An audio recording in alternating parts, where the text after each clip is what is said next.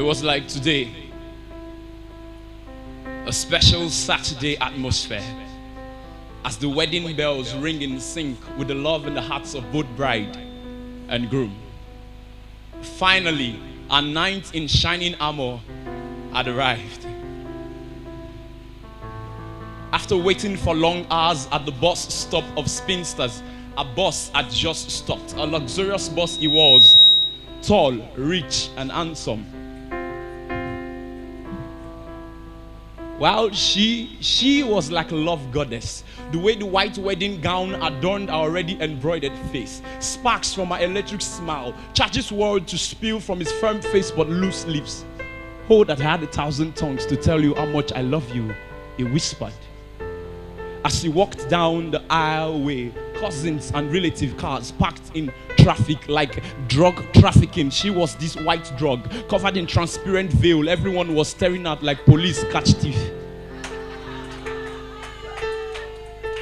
She gets to the altar. She says, I do and him too. Two become one. Marriage is honorable and all, with the bed undefiled, and this union could prove it. So I want to make a toast. Cheers to every virgin in the house whose legs did them like overcooked spaghetti but did not allow the water to spill from the boiling pot, to quench the fire on the altar of their love for the one whose eyes is full of fire.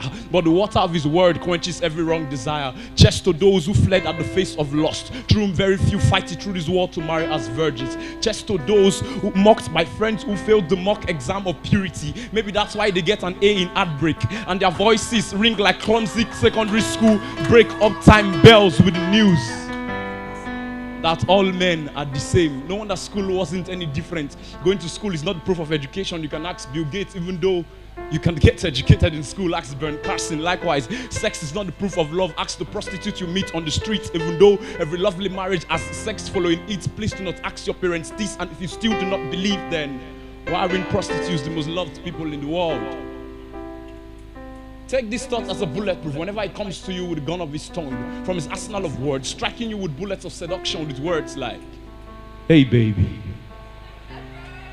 I know I'm a player, but you're my Champions League final.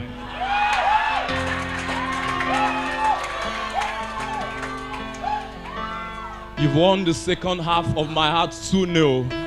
My Liverpool's slippery every time you strike me with your round eyes like Salah does the football. You never walk alone and I can die for you. Tell him, too late, someone already did, and this is love. Christ died for us while we were yet sinners. Keep this thought at the first bank of your minds and be ready to withdraw whenever it charges you with words. Pay him in full words and tell him, keep the change. Just to those waiting for God's time, I have good news for you. God's time is not the best time, it's the only time. Every other time is a waste of time. Timeless. No, like many young people, I've thought about my wedding night. When family and friends are gone and you're left to light the fires of love like fireflies does a dark night. But this is exactly where I have a problem with people who are married to Christ but still remain what I call spiritual virgins. Married women behaving like reverend sisters without reverence for the presence of a high priest. I don't understand how we claim to be married to Christ, but when our ex and exvideos.com asks us out, we say we are single and searching, so they Google us, and when they're done exploring our website, we're caught in the internet of sin, and then we blame our spouse Christ for not being a protective firewall. When we forget when we had skin-to-skin penetration with iniquity, the blood of your innocence stained the bed sheet, and now you're guilty. So we run away in pride and masturbate our ego's eye, which goes before a fall. We never allow the Lord's hands to touch us, nor his words to penetrate us through. Why you reform holy for your husband, the holiest of all? For man does not see as God sees. God looks at the heart. For small time, we'll run around in circles looking for a life partner. When no matter how the go slow before ring road, they will never leave you, not forsake you. But because you don't see when they ring, you can't run around the relationship track like Usain Bolt. Why do we friend zone God? Singing songs like, I am a friend of God. When he wants to be more intimate with us, it's like the wedding night we talked about. When family and friends are gone and you stretch your hand to hold your spouse, he turns, looks at you, eye to eye, never blinks, and then says, don't touch me. We're just friends. Friends, these words get to me every single time it is uttered. You think you have them until your life falters, and then there's no one else to put you up from this scatter. Even the Lord Jesus had 12 of them, but only one stood at his cross. And let me announce to you, he was not just a friend, he was a lover. Friends are like your shadows. They leave you when the place is dark. But lovers, they stick with you because then they can see you more clearly than the dark night.